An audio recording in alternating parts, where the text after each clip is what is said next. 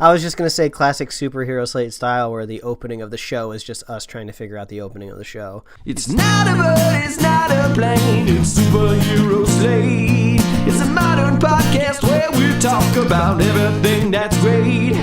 Like movies, TV, superheroes. It's Superhero Slate. Oh yeah. Hello everyone and welcome to Superhero Slate, the show where we run down the latest superhero entertainment news. We love TV, movies, and superheroes, so let's talk it all out. My name is Chris Dillard. And my name is Mike Royer. And this week, the Batman has officially been found with Robert Pattinson. Oh, I thought it was going to be Asa Butterfield. You did. I mean, how long? He was got to be the worst vampire ever if it took him this long to turn into a bat, is what I'm saying. Yeah, there you go. Yeah. The Fantastic Four and X-Men almost had a team-up movie. Oh, so close, but it could have been awful depending on which versions we're talking about. We'll talk more about that later. Everybody has Spider-Man on the brain this summer. And more. I'll apologize in advance because my drink has ice in it. So let's see if the microphone picks it up. This is jostling a lot here. So yeah. That's going to be the signal that Mike is thirsty. Yeah, I wish I had that to shake it. You like, Mike, wrap it up. Wrap it up, Mike. Your ice shaking. Wrap it up now. Yeah, no, but besides this delicious beverage to my side here, I'm in like a little bit of a video game drought, or at least I was a few days ago because I beat the new From Software game Sekiro, which was brutal. It's not new anymore. It was new a long time ago. So you were pressuring me to get into to God of War, which I still eventually will get into, but I decided to opt into the Uncharted Drake's Fortune trilogy, like the first 3 video games that came out on the PlayStation 3. Found a nice bundle pack, and it's a nice change of pace because I'm sure God of War will be like a fun challenge, be right up my alley. But like these Uncharted games are really nice. You can almost just kind of go on autopilot. You don't have to think too much. Unlike the other game that Naughty Dog has made that I played, Last of Us. Last of Us requires a lot of exploration of the rooms and stuff that you go into, so you can collect a lot of loot. It's a very like loot supplies based game. You got to make sure you have your ammo and everything you might possibly need. With Drake's Fortune, there's like guns falling all over the place. You don't really have to worry about too much about ammo until like maybe the very end of the game. So I just like ran through that first game in like 2 days. So I thought this trilogy was gonna like take forever for me to beat. So it's been fun going back to the year like 2007, and now I'm on the second game, which is 2009. I'm playing these very old, basically old now, like PS3 games, like first gen on that console. So it's been fun, but I guess it's had like a graphical upgrade, so I guess it's still not the original experience. But going back and playing an older game that's like 12 years old, it's kind of interesting to see how games have evolved over the years, because like now in like a cover based shooting game, usually cover is kind of really hidden. You know, it's like really built into the environment. It's not just random crates, and there's so many random crates in that first Uncharted game because you got to take cover under something. It's like, oh, I guess there's just a crate in the jungle here. So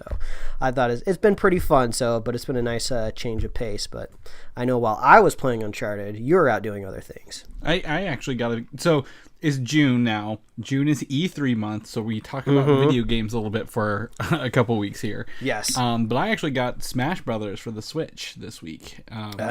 Despite me not being the biggest fan of the whole franchise at the end of the day. So I've been playing a little bit of Super Smash Brothers, trying to learn how to do that. So have you ever played Smash before? Has it ever been in your lexicon? Oh, yeah, I've played before, but I've never owned it. I've never personally... Oh, you just played it friends? Yeah, like when people were playing it, yeah, I'd jump in. I was always willing to be the first one to lose, and maybe this year will be my year. Maybe I'll turn it around a little bit. But if I wasn't doing that this weekend, I went and saw Godzilla, King of the Monsters yesterday afternoon, and I can tell you that's a fun ride, Mike. You know what I got for the first time I haven't gotten in months or even maybe years? What's that? I bought popcorn. Oh, at the movie theater. At the movie theater. I got the small. They were like, "Are you sure you want the small?" I'm like, "Yeah, I'm not a huge popcorn fan. I just want to shove something in my face while I'm watching these huge monsters fight it out." So I was able to get me some popcorn, a nice little orange vanilla Coke Zero, and enjoy this, I guess, the third movie in a franchise, I guess. Yeah, I guess it's not. Kong's in there. Yeah, I haven't seen Kong yet, but have you seen it? No, I have not yet. Okay, because I'm curious if any part of the movie, even maybe if there's an end credit scene that kind of hooks it into a greater monster universe. So they do. I know they do in Kong, and I know they reference him at least half a dozen times in this one.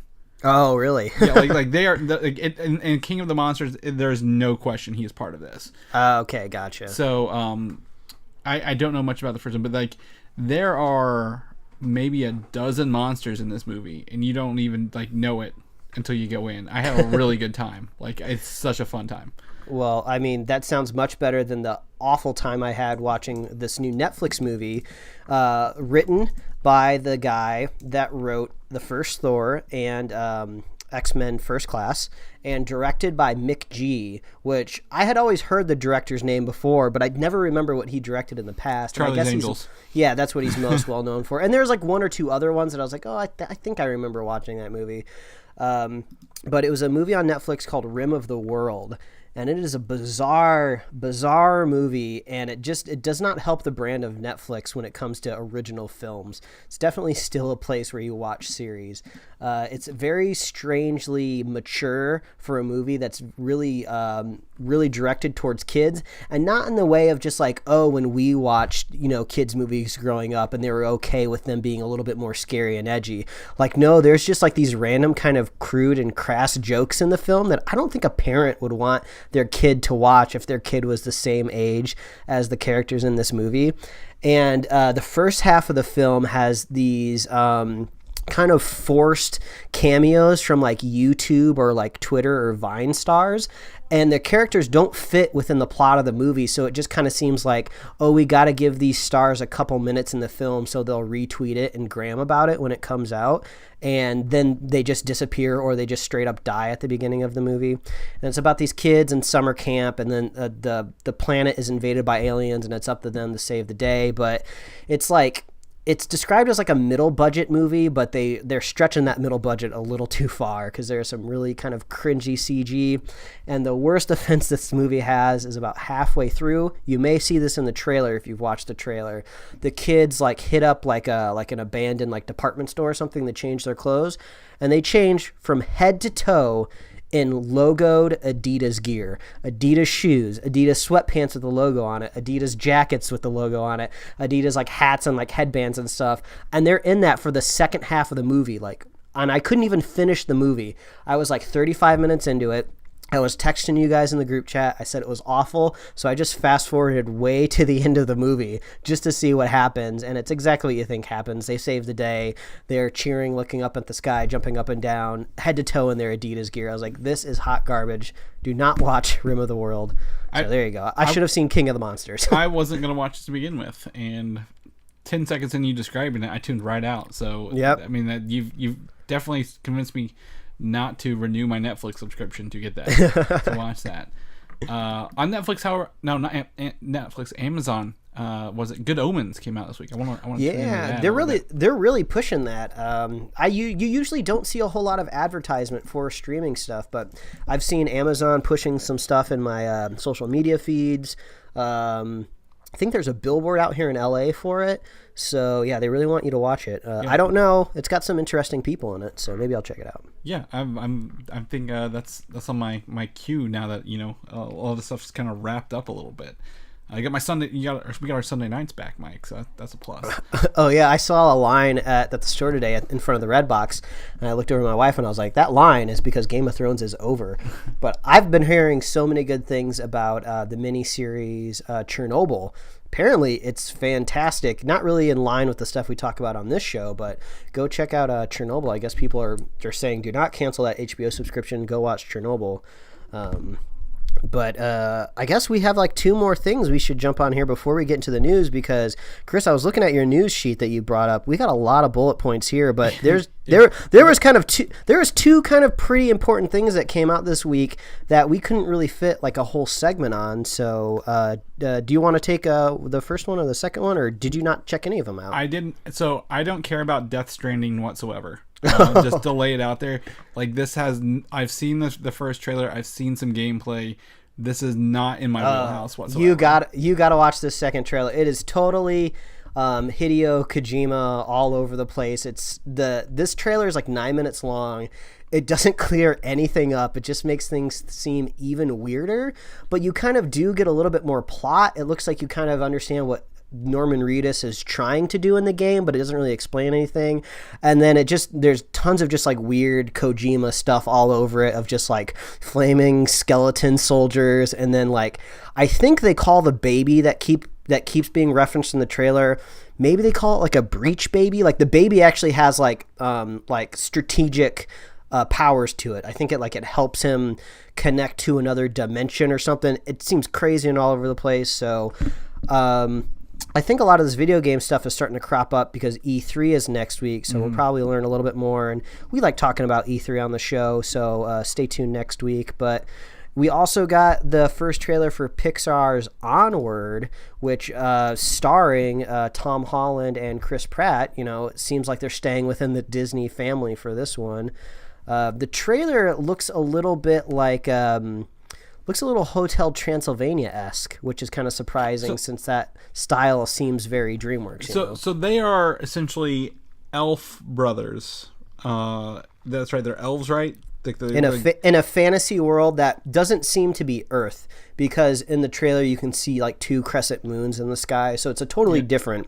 It's like if the elves now live in them, like they have houses, and like Chris Pratt, he's driving like a big van. He looks like an 80s burnout driving his van around, and Tom Holland's his younger brother. Yeah, some people are kind of describing it as a pseudo Bright kind of plot, where this is supposed to be like if like this kind of mythology has just grown over time. So this is just elves kind of in modern day. I don't know.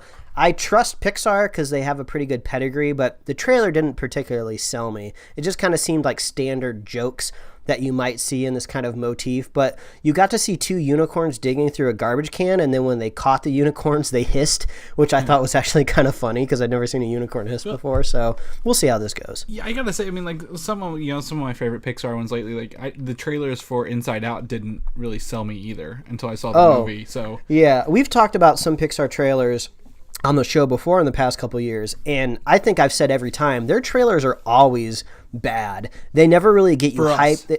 They don't really get you psyched. Even like Incredibles, which is totally up our alley. The Incredibles 2 trailers were never really like enough to like light a firework on fire and like jump up and down. They've just, I don't know, maybe it's just the way they try to sell their movies, but they usually resonate very emotionally. They're very solid stories. They make sure that the script is good before they ever turn a pixel on you. Even Toy Story 4 doesn't, like, I'm not the most hyped out of all the movies this summer to see that one. Mm-hmm. But I also think, kids resonate with them more than we do. That's why I think, they're not, those trailers maybe aren't cut for us. Maybe they're cut for children. Possibly. But also it's an original idea, so that's good. Yeah.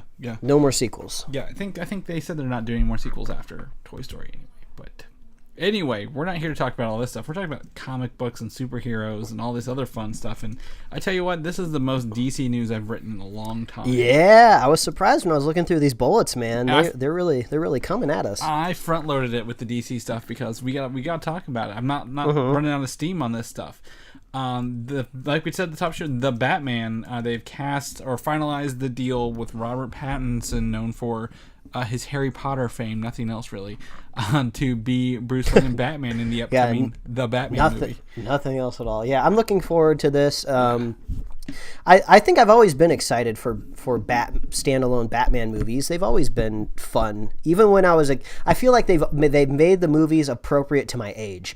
When the Schumacher Batman movies came out with like the bat nipples and everything, I was at the perfect age to find that entertaining. Then I grew up and I got older. Then the Nolan Batman movies were right there for me. And then we haven't really had a single standalone Batman movie since then. So maybe now this one will be right, perfectly aimed at a 30-year-old man. Let's cross our fingers. Yeah, I mean, I also hope that they take a little bit of the Shazam and Aquaman approach and be like, look, we don't need to take this seriously and gritty and dark anymore. Like, we can have some fun with this, because I think that's what Batman might need, is a little bit of fun in some of these characters. Depending on if they even put them in the the DC worlds of DC universe, or if they want them to connect or not anymore. I mean, who knows with a new casting and everything. So yeah, like I wouldn't want to compare like, you know, any movie out there to say, oh, you need to reach quip levels of Marvel, because that just feels very Marvel to me. But when I think of like maybe some of the darker tone movies, like even Black Panther was relatively light on quips just because of the kind of seriousness of the story that they were telling. You know, they could go maybe a shade a little bit darker than that movie, and that I think could still work for a Batman flick. Yeah, but we don't need like Batman v Superman dark levels again, where Batman's watching the city destroyed around him. He's like, I'm gonna get you, Superman. I'm gonna kill you until I find out we have the same mother's name, and then we're gonna pal around a little bit.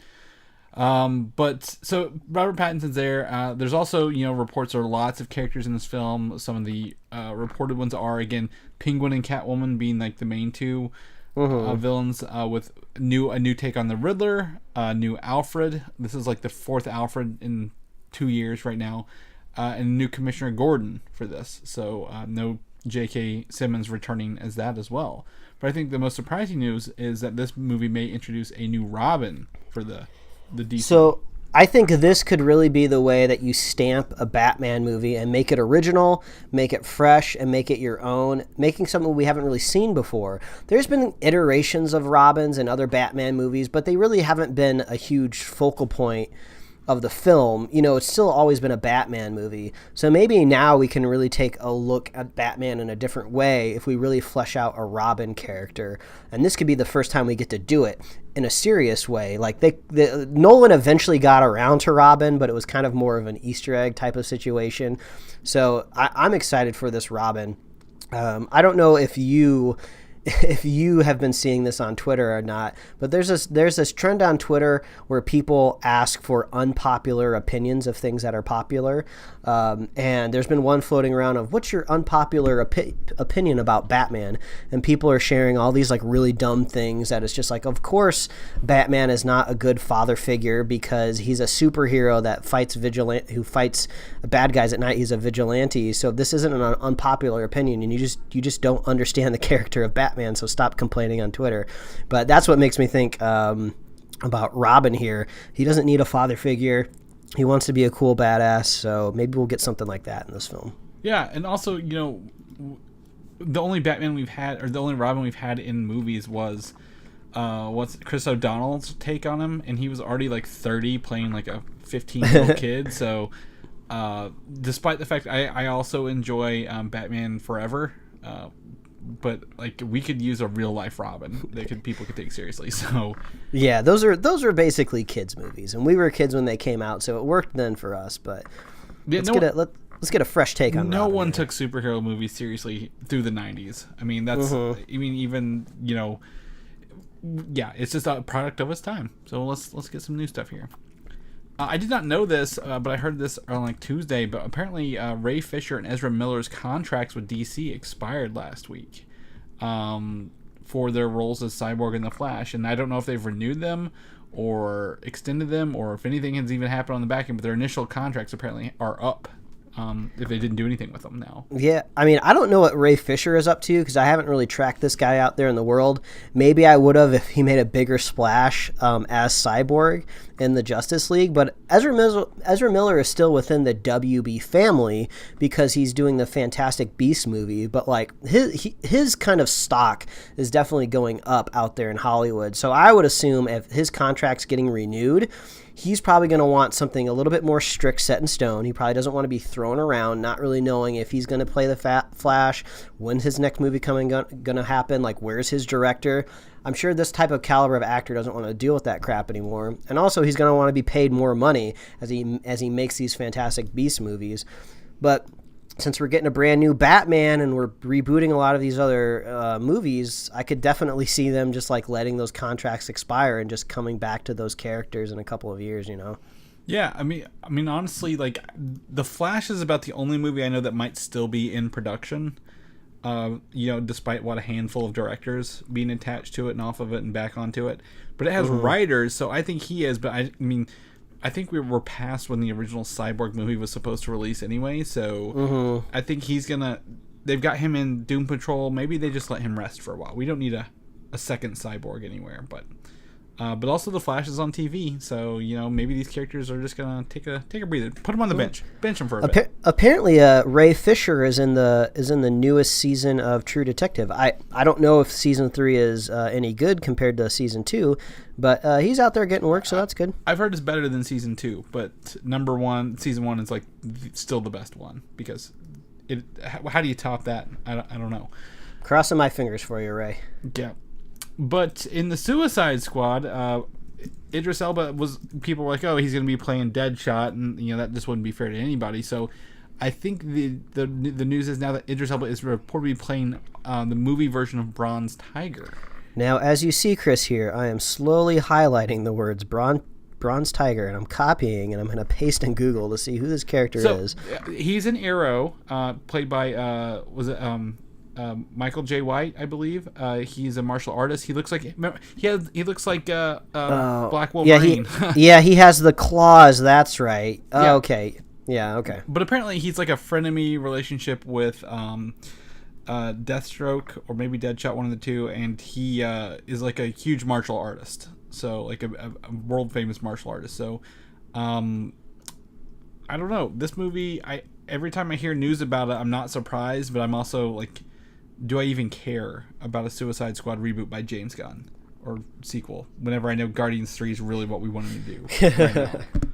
But, well, I think it's gonna be a fun experiment just to see, because he's off the reservation. He's at a different studio. He's kind of doing whatever the hell he wants. He doesn't really have to worry about the preconceived past of these characters. And who knows? He might not even be coming back for a sequel. He might be busy over there at Marvel, like fleshing out this whole galaxy of the next like 10, 15 years of Marvel movies. So this might be his like one shot at these characters. So it could just be a really interesting experiment. Mm-hmm. Yeah, it could be anything. If they let him, if DC just lets him go hog wild, man, who knows what we're gonna get out of there. But Bronze Tiger coming our way. Idris Elba is playing Black Superman in the upcoming Hobbs and Shaw movie. Remember? So I want to watch that movie so bad. Yeah, I do too. They showed it before Godzilla. I was like, yep, I gotta go watch this. My first Fast and Furious movie in theaters, Mike. You'll be proud of me. But movies DC's also working on that are taking forever to get off the ground is New Gods. You remember New Gods? So I believe some of the New Gods characters have popped up in the Justice League and maybe even Young Justice TV series. So I've come across the characters here and there. Okay. So New Gods is being directed by Ava DuVernay, and they've hired Tom King, who wrote Mr. Miracle and the Vision short stories. I think he might even be working on Batman right now to help write the script with Ava. Tom King, he won an Eisner Award for his Mr. Miracle run, and Mr. Miracle is actually a new god. So he has lots of experience in this realm of these characters going on there. So,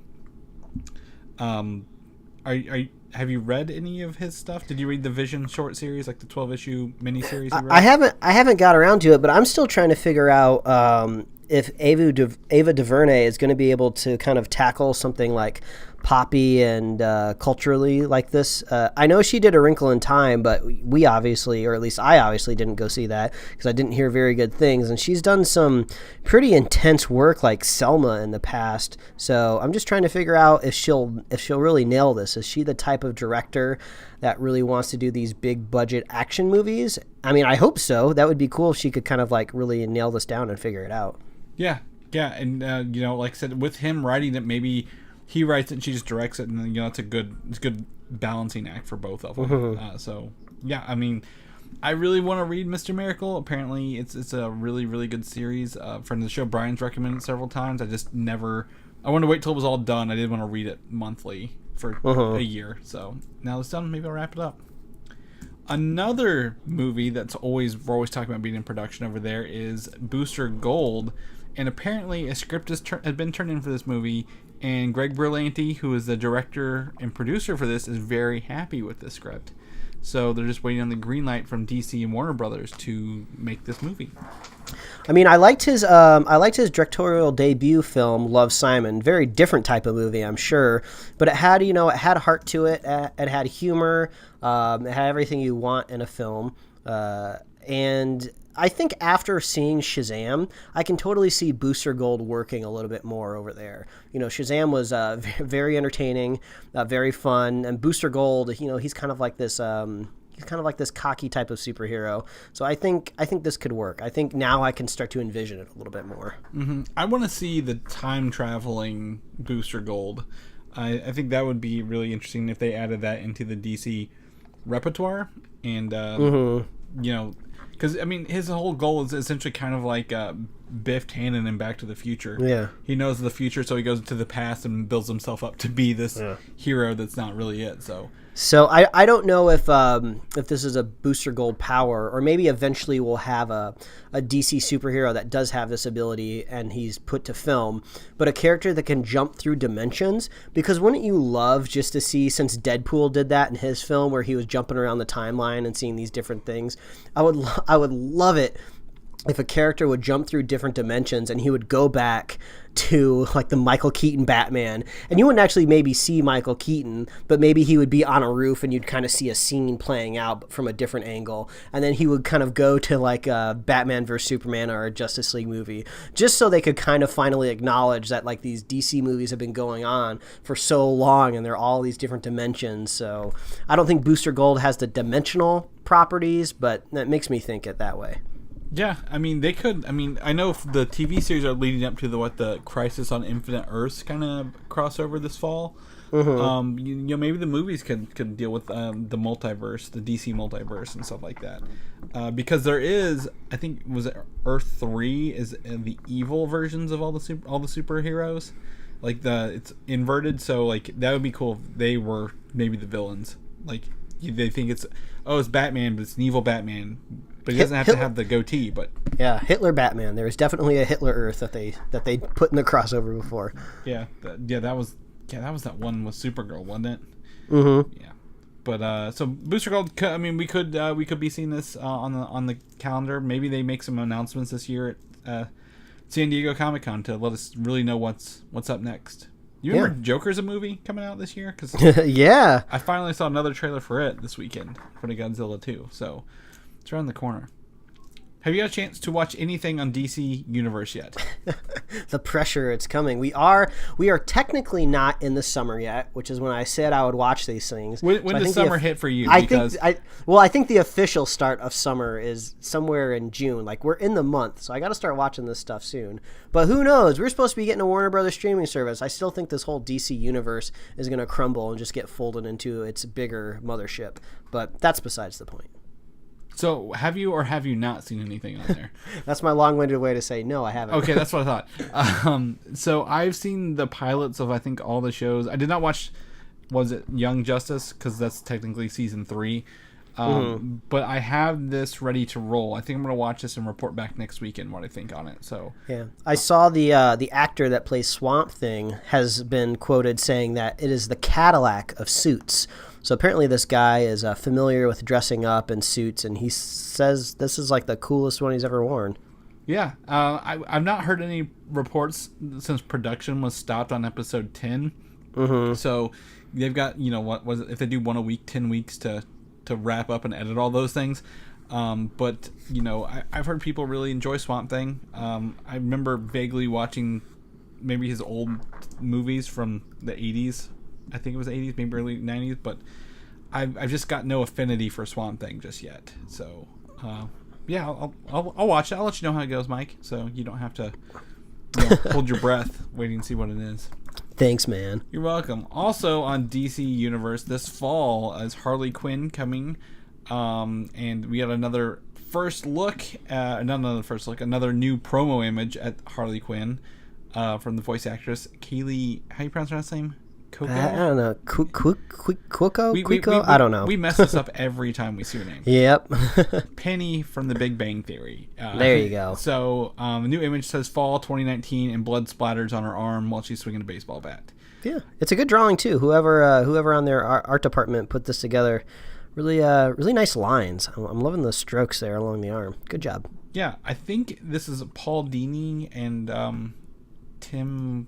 What the guy who did the '90s Batman? I think they're kind of producers on it as well. So I definitely felt that more in this image than I have the other stuff so far. But If you want to know that, there's like I forget Alan Tudyk's voicing the Joker. There's tons of people in that, so I'm really excited to see. Diedrich Bader is the voice of Batman, and I don't know if you remember him in Office Space. He's the neighbor with the long ponytail and the mustache. Mm-hmm. So he's voicing Batman in this upcoming show. So I'm really excited to hear this show come together. To be completely honest, so we got that. Kingsman: The Great Game, the prequel movie. Liam Neeson has joined the cast of the upcoming film for next year, and he's going to star alongside other characters like Ray Fiennes, Aaron Taylor Johnson, Stanley Tucci, Charles Dance, Daniel Bruhl, who played Zemo, and newcomer Harris Dickinson, who I don't know who that is, but I was like, oh, this cast list is actually stacked more than I thought it would be. So. Yeah, that's really fleshing out. Well, this is going to be an interesting pivot point for me because you were a fan of the second one. I didn't like it so much. We both loved the first one. So I hope this takes us in a good direction. I'm crossing my fingers. Yeah, and like I said, it's a prequel, so in World War I, so I have no idea where the story's even going to go. So I'm really excited to see or hear some stuff on this one. Dark Phoenix, sadly, is out this week in theaters. But that it's this week. Wow. Yeah, it's Thursday. So get your tickets if you want to see it. Stay tuned for the spoiler cast. I got to get my tickets. I mean, I wonder if it's even going to be a competition. I mean, I don't like dogging on the movie so much. They just have made it so easy. So I don't really know how to be fair to it, you know? Yeah, it's really hard. Apocalypse was just an absolute disaster, and then they decided to remake X-Men 3 again. And they do this thing in the trailer. I've seen the trailer every time I've been to the movies for the past 3 months. And then she's like, who are you? And then they do that thing where like, the better question is, who are you? I'm like, I hate that. That is the stupidest trope, the stupidest line in any movie. The better question isn't who are you, just answer the question. I would love to know if in real life, if anybody has ever responded and then the person actually like, oh, maybe I should look inward and see what I really am as a person. I don't think that's ever happened. Yeah, it is the dumbest thing ever. And every time I see that trailer, that part grinds my gears a little bit, like steams my broccoli, if you will. And I can't let it go yet. So on Thursday, we will see the outs of the Fox X-Men universe. The trilogies of trilogies will finally be done. I have no word on a post-credit sequence, but I would like to know if they actually put one in or not on this one. So I believe Days of Future Past had a Amazing Spider-Man 2 trailer in the middle of it. Which was you weird. might just promote another movie with it, you think? That's what they did in that one. But, I mean, Fox I could see them maybe doing a pseudo end credit scene like Endgame, not like they deserve it, but since they are kind of wrapping up this, you know, Fox X-Men universe, they could do a thing where, you know, they do like a nice picture of like Patrick Stewart, you know, and then just, you know, kind of highlight all of the history of the X-Men films, like a little wrap up send off. I could see that possibly being the end. I would love for this movie, and I know they can't do it now, but to end where the first X-Men movie starts. Like, I just want it to be a big loop. That way you can just watch them all and not have to worry about anything else. But I don't think we're going to get anything that cool. So that's sad. Anyway, New Mutants, they are apparently, you know, we've talked like Disney did. They've put it on the release schedule for next April, but the reshoots and scheduling are confirmed going forward for this movie. So Disney's already ready to go on the reshoots. But apparently Fox couldn't make any of the reshoots work because of their scheduling and budget. They just didn't know how to do it because they suck at it. But apparently Marvel's really good at doing this stuff because we've seen it in all their movies. So this kind of brings up another question. So for a while, I've been thinking about this movie of like, okay, they had a self-contained Fox mutant movie here, and then they were doing reshoots to try to dovetail it into the MCU. But I guess maybe the reshoots at first were just trying to make the movie not suck. No one has ever said the reshoots are going to be in the MCU. This movie will never be in the MCU. Like they essentially, the director wanted a horror movie. Fox said no. They showed the trailer. Everyone was like, oh my God, we really want a horror movie. So the studio was like, okay, go back and make it the horror movie you originally wanted. So that's what it is. I mean, I'll go ahead and write it in the sand right now. I don't want this to be in the MCU, but I wouldn't put it past them. I'm not saying it's a smart decision. Maybe somebody over there thinks like the star power of Maisie Williams and the kid from Stranger Things is enough to kind of push this project forward and make more of it. They're lucky that the story seems to be ambiguous enough that it could be starting, the mutants over there. But they've said before that the X-Men aren't going to be coming for a while, so it would be weird to kind of put this in there. So I really think that this should just be coming to Hulu. Don't put this out in theaters. It's just going to confuse people. I don't think it's going to confuse anybody. No more than Dark Phoenix coming out this week after 11 years of Marvel movies. I think they'll be fine. What I think it will start with a 20th Century Fox opening, and it'll just say this is a Fox one, and then boom, it'll be done. I think it'll be written off as soon as it's there and then gone within a couple weeks, because after that is Black Widow, and we have some news about that later on. So. Yeah. Well, we got some interesting experiments of films coming out, so at least we can say we're curious. Yeah, it'll definitely it'll be interesting. But at the top of the show, I mentioned the Fantastic Four and X-Men were supposedly going to be in a team-up movie, and this was one of the writers who was talking about this. Zach Stentz, who wrote X-Men First Class. Oh, and Rim of the World, which I turned off just yesterday. So now that Fox is gone, he was like, I think I can say this, that they commissioned a movie to Stentz and his writing partner, which involved the X-Men, Fantastic Four, Daredevil, and Deadpool back in 2011. Oh, wow. 2011. What was the atmosphere like in 2011? Was that when the other rebooted Fantastic Four movies were coming out? No, that was 2015. This was literally X-Men First 15. Class era. Like this was literally when First Class was coming around. Gotcha. I mean, I'm glad it didn't happen because it sounds like it probably wouldn't have worked. But well, actually, who knows? Because if this was pre that rebooted Fantastic Four, maybe they could have gotten them off on the right foot. Actually, it's really interesting to think about this. If this did work, like off of X-Men First Class, we kind of had that fresh, new kind of direction on the X-Men. They were kind of rebooted starting from, the 1970s. If this really worked, who knows? There could have been an alternate reality where this just made gangbusters money.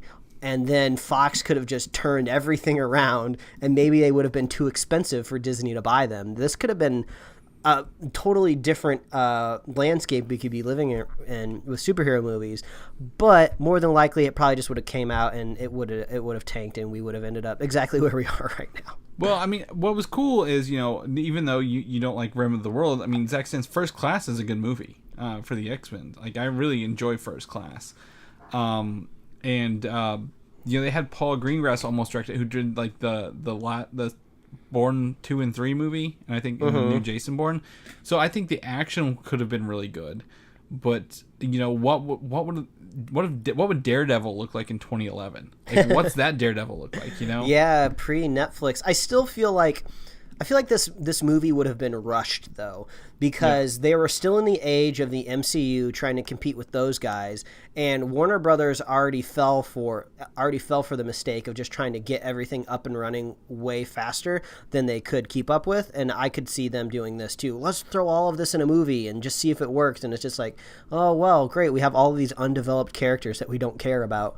So what did Deadpool even look like? That was still off the back of X-Men Origins Deadpool.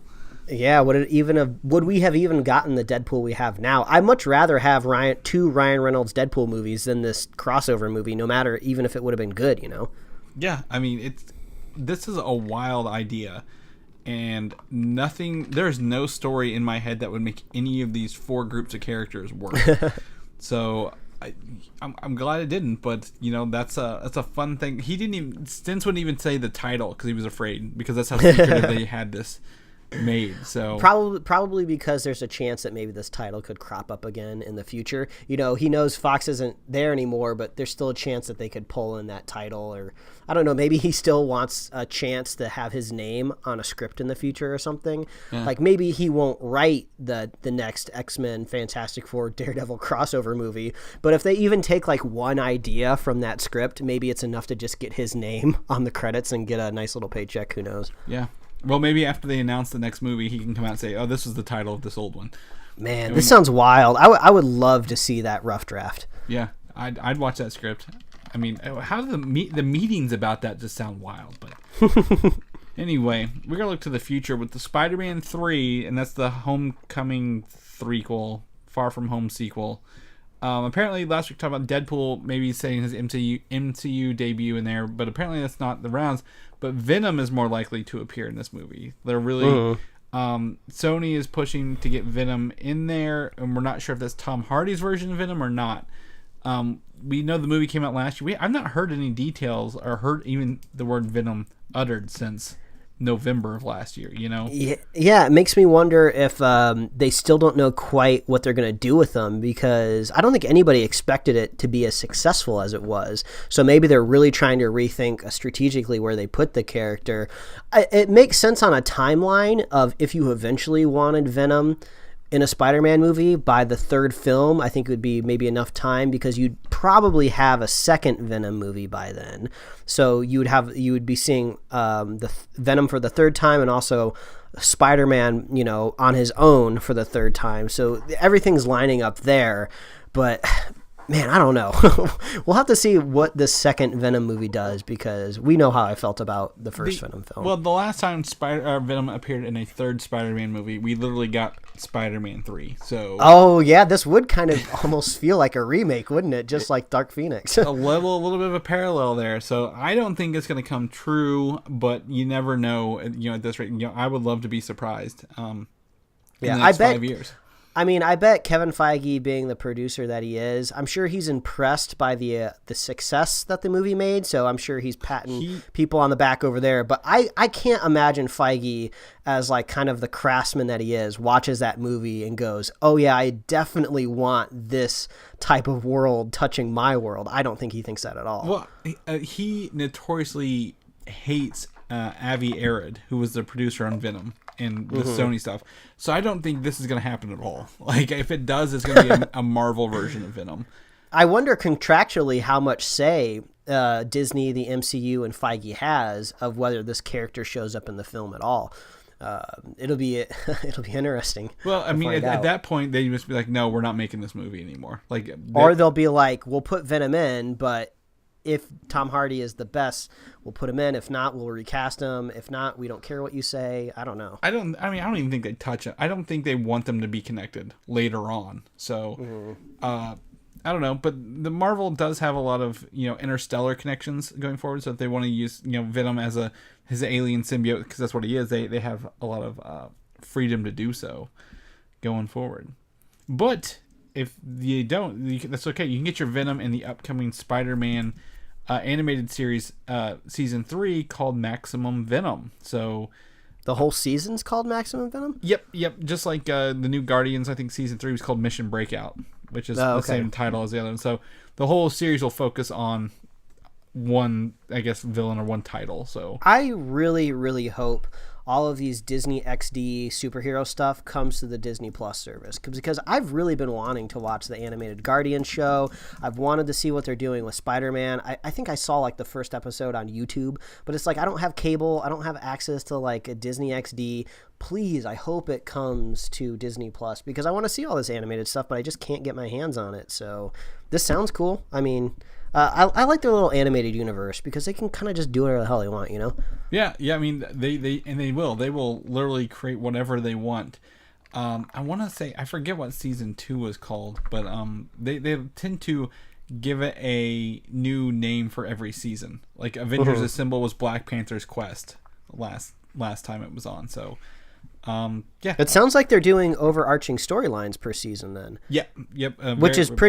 Which is pretty ambitious for an animated kid show, because usually you want these episodes to stand alone so a kid can kind of just pick it up and watch it randomly, and they can basically shuffle it like they're on Spotify. So that's cool. That's what I really liked about the Warner Brothers Justice League cartoons, is they always had overarching stories.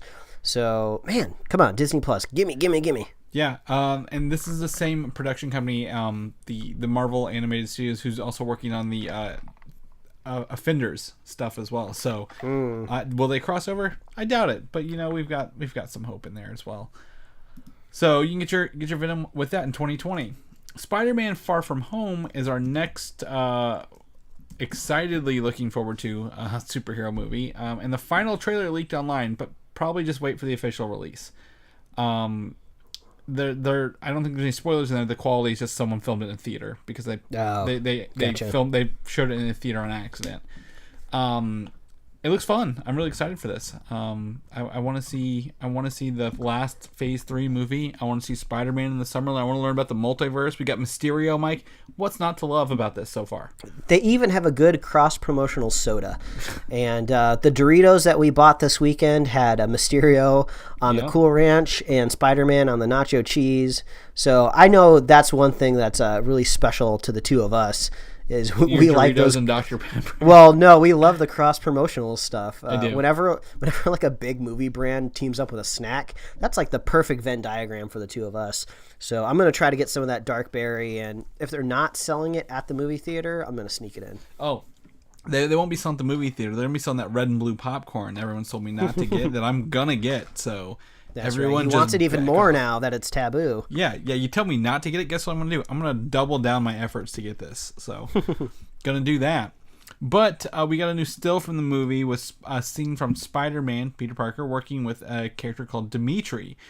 There's a character called Dimitri in the comic books. He goes by the Chameleon as well. Yeah, isn't he has the power to change? It's kind of like Mystique-esque powers. Yeah, I wouldn't say his powers. Like he's just really good at misguising himself and blending in and changing to who he wants to be. Yeah. So this guy looks like he could be that. Or it could just be a coincidence. His name is Dimitri. I mean, yeah, I don't think this is the case. Definitely looking at the way he's dressed, but this dude looks like he could play a good Kraven. Like that's the kind of vibes I'm getting from him. Like he just looks like he could be really fierce with like a giant Bowie knife. But a Kraven would not wear black jeans and a leather jacket. He's got the perfect villain nose, is what it is. That pointy nose. Yeah, there you go. But yeah, so if there's always been rumors that the Chameleon will be in this movie, there's gonna be surprises. The trailers. I will tell you in the final trailer they've changed some stuff around on you even that we've seen so far. So okay. They are purposely throwing us off. So will this be the Chameleon? Will this not be? The Chameleon even works with the type of story it looks like they're trying to tell with like espionage and like stealth suits and stuff. So I could see that being it. And maybe he came from the other dimension with Mysterio and they just don't know it yet. So maybe he's hiding as this guy. But yeah. So it's Far From Home, July 2nd. It's coming up. We are now a month away. It's June 2nd. So I got to get my tickets. I don't have them yet. Oh, you do that. I've got midnight showings. Gonna go at 12:01 a.m. It's gonna be. Oh yeah, I got those weird decisions I got to make where if I want to go in the middle of the week or not. But we'll find out. Yeah, it's July 4th week. We'll see how that long weekend does for the box office, Mike. For sure. But Black Widow is next year's first movie.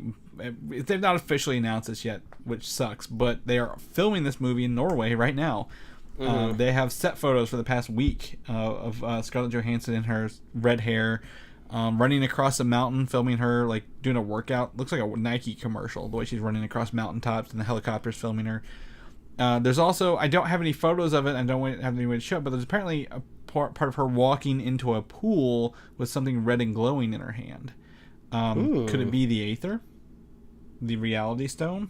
I mean, this, honestly, it feels like it's going to be a stretch to bring her back to life. They seem to put it very definitively in the film that was a sacrifice and she's not going to be able to come back.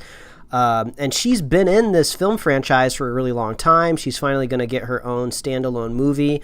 It seems like she might go the same way as Chris Evans and Robert Downey Jr. of just like, move on to the next thing in your career.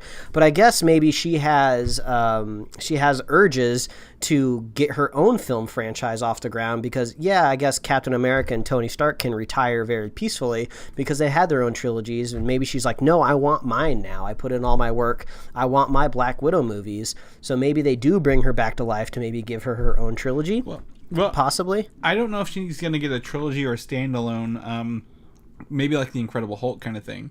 But my thoughts again are, and spoilers for Endgame, but if you haven't seen it, you're one of like 3 people in the world. I just said she died without spoiler warning. Yeah, so they in Infinity War, Red Skull says a soul for a soul. If Captain America returns the Soul Stone, maybe he brought her back there, and she's been existing in a parallel place for the whole time. Yeah, possibly. You'd have to figure out how you explain the Gamora swap away too. But we don't have to with her, because they did Soul Stone, what didn't get returned later on.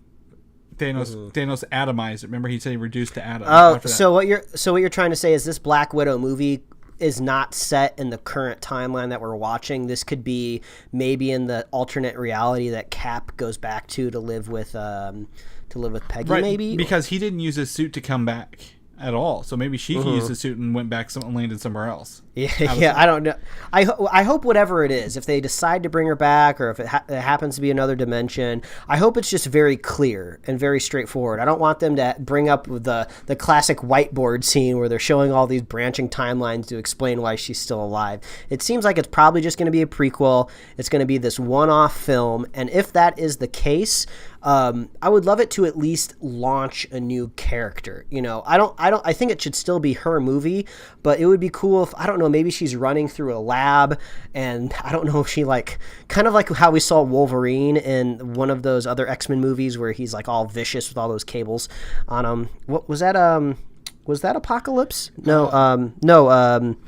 Anubis, the Egypts. Why can't I think of this film? Well, he was in Apocalypse because the kids were there. That had the first young Jean Grey. Yeah, but basically what I'm trying to say is maybe there's a new Marvel movie coming in the future, and that character was introduced in the Black Widow film, because you know how I feel about prequelitis. I feel like none of this matters. We know exactly what's going to happen, so it's just this one-off story in this whole universe that technically you don't even need to watch. So hopefully it could spring something else to life after the film's over. So that's what I'm hoping for. I think they will. I mean, it's Marvel. It's their next big film. It's one of two next year. Like, I don't think they're going to sit and spin their wheels to tell us an old story. So, if anything, there is a 5-year gap in Endgame. We don't know what happened, which could be a good kicking off point that would make someone obviously be the right age or the right era. Yeah. To I mean, start the a new franchise advantage after that. The advantage that Scarlett Johansson has is that she is not aging like all of the other men in this franchise. So she's just like, nah, you don't need those tracking dots on my face. I already look like I've been in my mid-20s for the last 20 years, so I think she'll be all right. Yeah, we'll just put the dots on for good measure, though. Just for good measure. Next year, next November, the movie again that people are speculating it is, because nothing's been announced, is The Eternals, and now Keanu Reeves has been approached about a role in the upcoming film. And there's no details who he's going to play yet, but talks are underway. So, do you want to see John Wick himself? I mean, Keanu's a hot ticket. He's always been a hot ticket, but he's in a new era of his career, kind of the Liam Neeson route. I mean, Keanu's always been an action star, but now he's kind of in his older action star phase, but he's still kicking ass. Like, he's not the age that he is because he's an unaging vampire. So good on you, Keanu. Get some of that MCU money. I wish we could sit here and speculate on who it would be, but we have no idea what's going to happen with that. So move on to the next topic that nobody probably has any idea on. Power Pack. This property is apparently in active development at Marvel Studios. No one knows if it's a Disney Plus or a movie, but this is about a group of superhero children. 4 of them. They all are subjected to this dying chameleon who is Beta Ray Bill's race. Power source. They all have powers, and they go around palling around with their powers as kids. And I don't know why they would do this unless it's like a kids show or something aimed towards a younger audience. So. Yeah, I mean, I could see Disney Plus this being up their alley. Could be like a short little series to get the Power Pack out there, and I could easily see them getting their powers from any source. I guess it could be anything that gives these kids powers, so they could just play with whatever is easiest for them. But wasn't the Power Pack one of the original Marvel properties that they were working on a long time ago? When we did our History of Marvel timeline a few years ago, the Power Pack was in there somewhere. I remember it. Yeah, so there were 3 movies I think they were working on with when Iron Man it was Iron Man, Power Pack, and I believe Ant-Man were the first 3 movies they were going to make. And what a group of movies. Yeah, and as we can tell, only 2 of those have been made, and one of those went through a huge change in everything up until its debut. So this is nothing new on their radar, but just a bunch of new avenues to put it now. They don't have to make it a movie. So, or they can make it a made for Disney Plus movie. I don't know. Either way, that's fine. I'm really more excited about next week with E3 around the corner, with Marvel's Avengers, the official title of Square Enix's next Marvel game. This is the thing Chris has been just slipping into the group chat for I feel like the last 20 years. Yeah. You've just been like, hey, this game's coming out, isn't it? It is. So now we're finally here several years later. It will debut on June 10th is what I think they said, which is next week, sadly. There's a 4-player game with customizable abilities. It's single player and co-op, so you can do a whole single player story and co-op. People can drop in and out seamlessly as you play. Me and Mike could play together, as our favorite heroes in the game. I'm very excited to see. It sounds a lot like another Ultimate Alliance, but I don't think it will be. I'm just glad that there's a story mode to it because, I'm not one of these big online multiplayer people, but since that space has gotten so huge, there's so many games that are being made right now that have no story element to them at all, and that's what I really personally like in video games. So even though people out there are having a really fun time playing Fortnite and Apex Legends, I don't have any story to grasp onto unless I go watch random really highly produced animated videos that they upload to YouTube to give you a little bit of idea of what the personality of these characters are, but who flipping cares because there's no story in the game. So I'm glad that it seems like there's going to be some sort of narrative here, and that's what I'm looking for. Oh, it'll definitely be a story. You can't have an Avengers video game without a story, so definitely look forward to that. And we're gonna have more details. We're gonna know what the characters are, what it's gonna look like, what systems it's for. I know with Ultimate Alliance 3 coming out this summer on Switch, it's kind of it's a sucky feeling because it doesn't look nearly as fun as the originals. It looks like it might be kind of chopped down, so I'm looking for this full-featured AAA title coming out eventually. Yes. So we'll talk about that more in probably 2 weeks. This completely slipped my radar wholeheartedly. Jessica Jones Season 3 got a teaser trailer, and it's going to debut June 14th. Yeah, I forgot about this too. I think due to some of the algorithms that I'm partied to, I saw some pictures of Kristen Ritter at the premiere for Jessica Jones, and she was extremely pregnant. And I was like, wait a minute, what is going on here? I was like, oh yeah, there's a new season coming out. I totally forgot about this. Yeah, I actually haven't even watched the official trailer, and I didn't. It really went over my head on all the. It didn't even populate on anything, so I'm really kind of, like I said, Netflix has given up on Marvel, and this is their last one, and they're like, yeah, we don't care anymore. Yeah, and this one might be just in the sweet development zone to they could have had time to pivot, knowing that there probably isn't going to be another season of Jessica Jones, so there could be a nice wrap-up at the end of this, and that might be enough to get me to watch, because I haven't watched a lot of these later season shows. I watched a little bit of Daredevil. Surprisingly, I watched Iron Fist Season 2, but I haven't seen any of Punisher Season 2, but, things just kind of waned over there at Netflix, so... Yeah.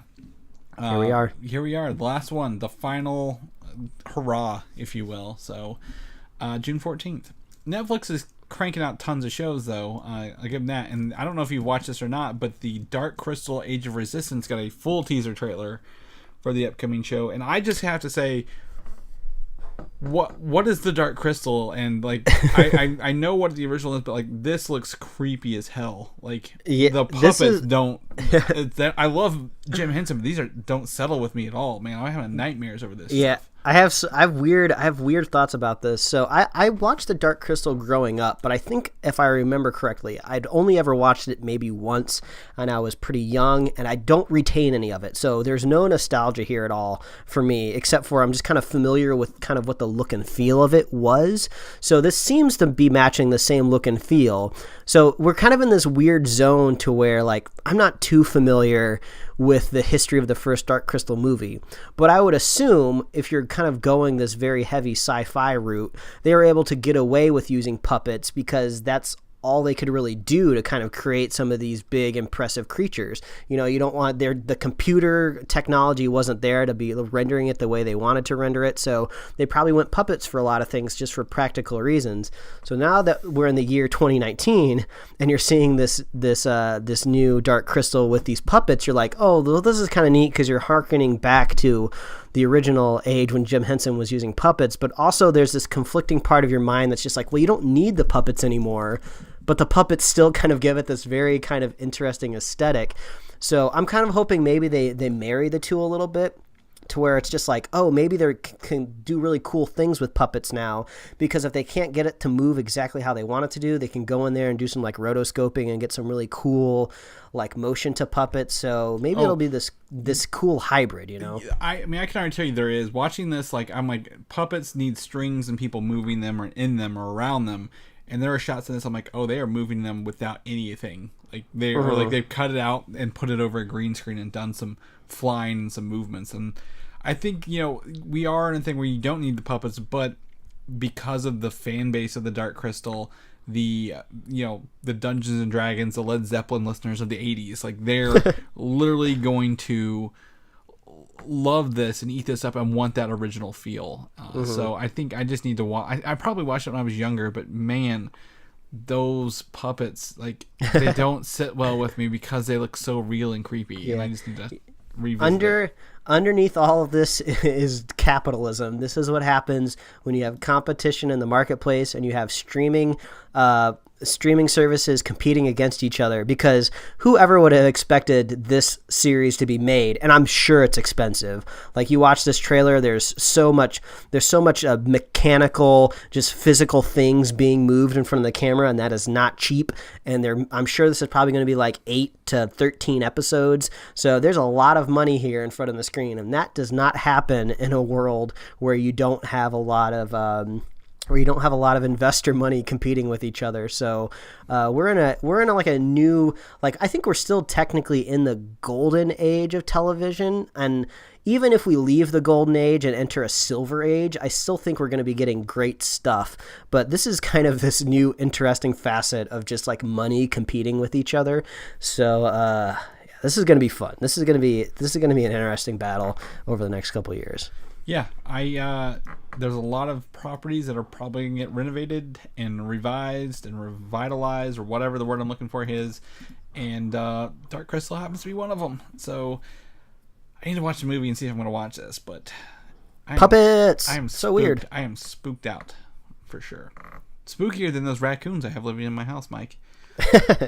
So, anyway, but that's our show. That's our notes for this week. We had a lot of stuff to go through, and you know, we got to watch Dark Phoenix this week, and hopefully come back to you next week with a review episode. But yeah, if people want to know what you're up to this week, Mike, how you're enjoying the heat wave as the summer arises on us, where can people find you at?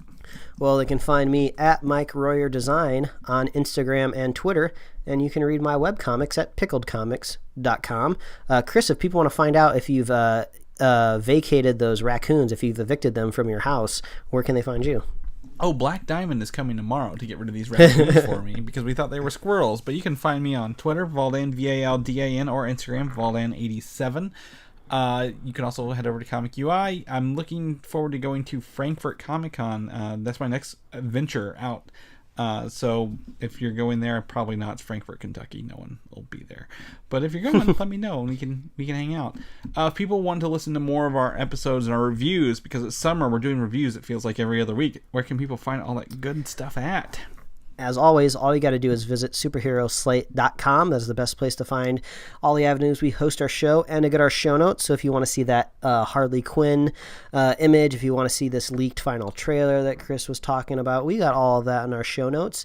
And we love hearing from you. So if you're a fan of the show, you can reach out. You can like us on Facebook, follow us on Twitter and Instagram. You can get merch at superheroslate.com/store. And always, we love it when you review the show. So if you want to head over to Apple Podcasts, or I guess technically iTunes is where you review us. But the Worldwide Developer Conference is the same week as E3. So hopefully Apple will be like, we're going to fix all of this iTunes nonsense. So maybe you'll be reviewing the podcast podcast somewhere else. But we love your reviews. We love hearing from you, and we love our super fans. So if you want to be one of those, all you got to do is share the show with a friend, share the show with a buddy, and we will be here next week. Apparently talking about Dark Phoenix. I totally forgot about it. So. Yeah. That's it's a great sign for it. But that's the way it goes. That's show business, Johnny. So let's get out of here, and we'll catch you guys next week. All right, Johnny. Bye. Thanks for listening, and don't forget to subscribe. I had something earlier, and I forgot what it was.